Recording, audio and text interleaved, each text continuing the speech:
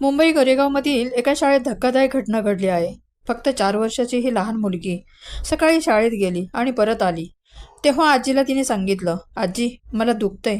आजीने ही घटना आईवडिलांना सांगितली. त्यांनी लगेच मुलीला दवाखान्यात नेलं. तेव्हा डॉक्टरांच्या तपासात समोर आलं आहे, मुलीवर शारीरिक अत्याचार झाला आहे. मुलीच्या आईवडिलांनी पोलिसात तक्रार दाखल केली आणि लगेच तपास सुरू झाला. शाळेतील CCTV फुटेज तपासल्यावर दिसले की महिला मदतनीस मुलीला बाथरूममध्ये घेऊन जात होती. या आधारावर 43 वर्षीय महिला मदतनीसला अटक करण्यात आली. ही घटना शाळांमधील बाल सुरक्षेवर प्रश्न उपस्थित करते. मुलांच्या सुरक्षिततेसाठी शाळांमध्ये दक्षता घेणे किती आवश्यक आहे हे दिसून येते.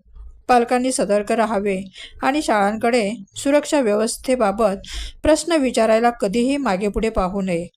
बालसुरक्षा ही प्रत्येकाची जबाबदारी आहे.